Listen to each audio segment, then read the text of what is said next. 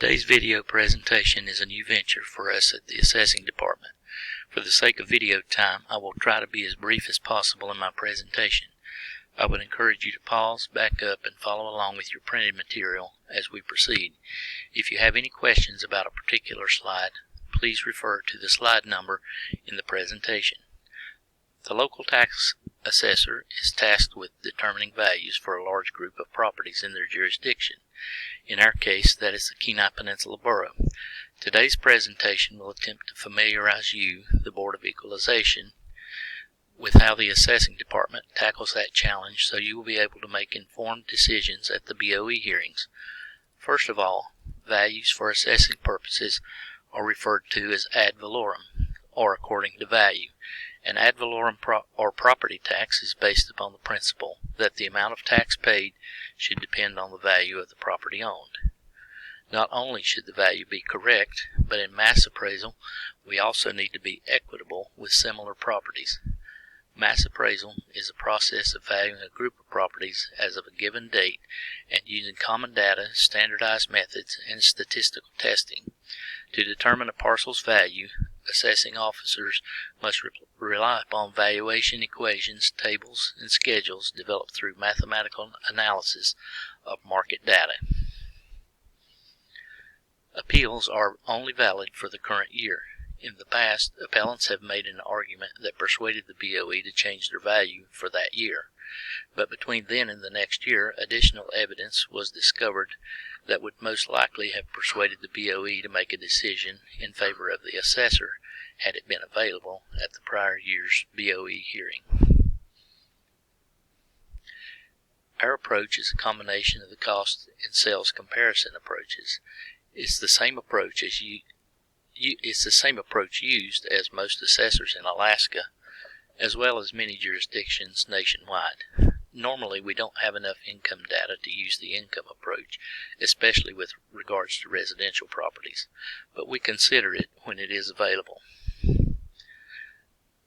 We use geographic market areas, which are shown on maps elsewhere in this presentation.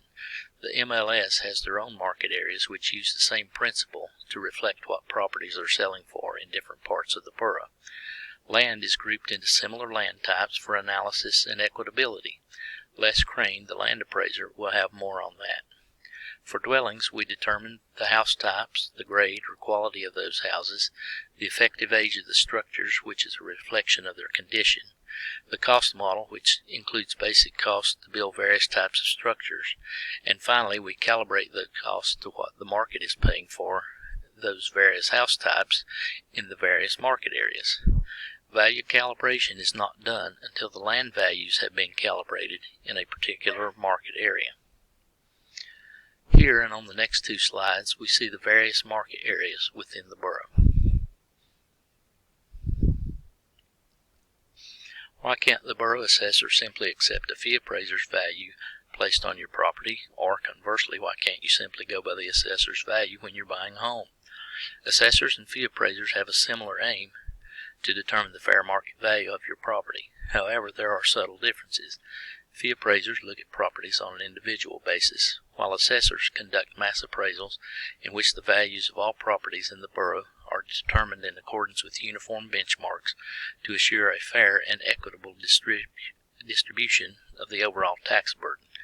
In general, appraised and assessed values should be similar. However, a fee appraiser has more leeway when it comes to unique factors, such as the view from a property, a house's situation on a corner lot, and the convenience and attractiveness of the interior layout. Assessors are generally bound by more rigid objective measures, such as the type of house, 1 level, 2 level, square footage, finished area, number of bathrooms, age, grade, and condition. Finally, keep in mind that due to the need to reach back in time during the mass appraisal process to gather sufficient sales data to apply to unsold properties, assessed values will always lag behind current market values and trends. Now that we have a general idea of the difference between assessing and fee appraising, we can better understand the differences between assessors and fee appraisers' jobs. Fee appraisers have independent clients and typically focus on valuing one property at a time. They often specialize in a certain type of real estate, such as commercial properties or homes. Assessors work for local governments and are responsible for mass appraisals for tax assessment purposes. They must continuously update their records for new construction, building additions and improvements, property sales, and so on. Although they do not usually focus on a single property outside of their cyclical review, they may revisit a property if the owner requests an inspection or files an appeal. The mass appraisal techniques used by assessors require knowledge quite different from that used by single property fee appraisers. Beyond the courses covering basic appraisal theory, mass appraisal courses cover topics most private sector appraisers never learn about, including mass market modeling, adaptive estimation, and assessment ratio studies. The International Association of Assessing Officers gives a number of advanced courses required for professional designation.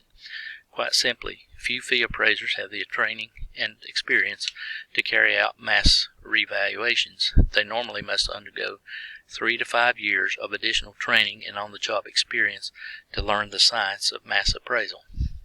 The following is a copy of the scope of work from a recent fee appraisal. The following here is taken from the Uniform Standards of Professional Appraisal Practices Advisory Opinion 32.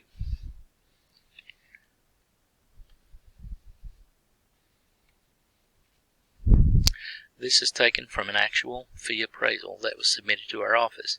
It is typical of most fee appraisals, and most will have a statement similar to the section highlighted, which states that the appraisal or valuation should not be relied upon by any other person or entity. This is just an additional reason why we cannot simply change our value to the fee appraised value. This is a list of our most commonly used house types. Our personnel are trained and qualified in how to properly determine the house type for a particular dwelling.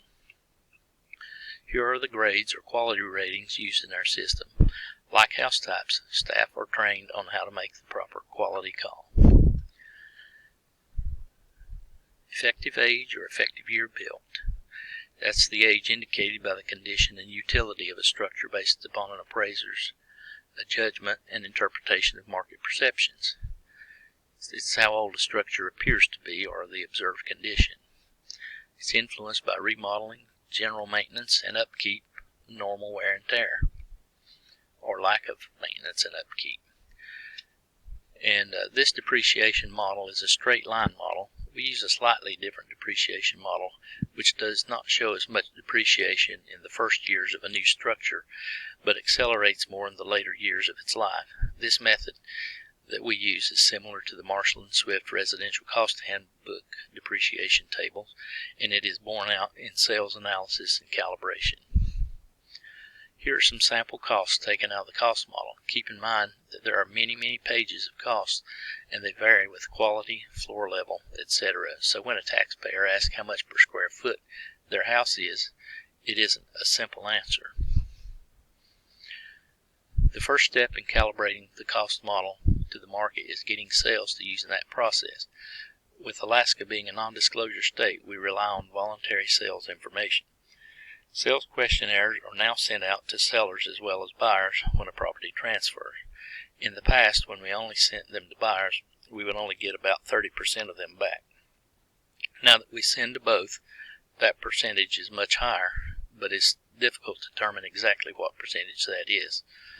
Also, anytime we get fee appraisals submitted to us, we will use the comparables in them and qualify those sales if we can. And in calibrating the cost model to the market, we determine what adjustments are required to bring cost values in line with actual market. Keep in mind that land values have to be calibrated before any dwelling calibration is done. We group similar house types together for equity and analysis purpose. If sales in an area show that cost calculations are low, an upward adjustment for that house type in that market area is required. If sales show cost calculations are high, a downward adjustment for that house type in that market area is required. This is an example of a single sales ratio study, or an example of a single sales ratio, I should say. It is merely the assessed value divided by the sale price to give a ratio. A ratio study groups many ratios together and provides the means for statistical testing for analysis, calibration, equitability, and reporting purposes. This example is a simplified version of how a market-derived factor is determined for adjustment of the cost model to arrive at 100% of market value. In this case, a factor of 1.31 or 131% would have to be applied to the structure for it to be calibrated to the sale price. This is typically done with the median in a sales ratio study. So, the market determines the factors or multipliers needed for individual house types. These multipliers are applied to the various house types in each market area. All properties are repriced with the multipliers in place. New ratio studies are ran to show market performance and level of assessment has improved. Ratio studies with statistics are provided to show support for values for the BOE and for state reporting requirements. Here's an example of a ratio study for the Kenai market area for single-family residences.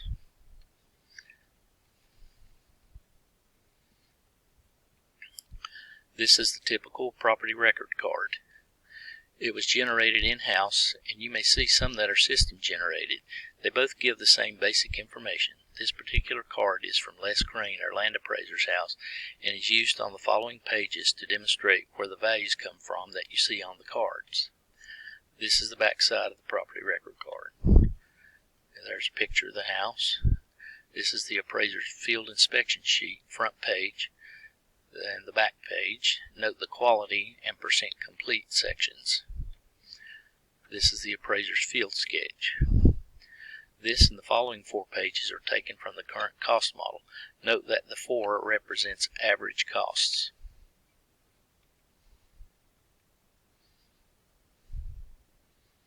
Since today's presentation is being brought to you via video/audio presentation, I won't spend a lot of time on the breakdowns of the costs. You should be able to pause, back up if needed, and view it more in depth at your own pace.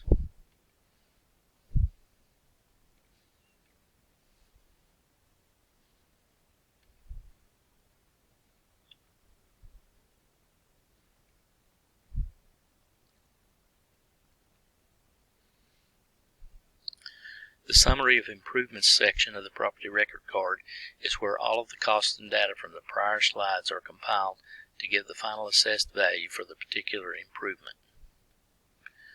This is the formula for our market-adjusted cost approach. The slides from this point forward are the pages that were your informational packet in the past. This year we have just combined them all into one presentation. Don't worry, I'm not going to present them as part of today's presentation. However, I would encourage you to read through it in your printed material.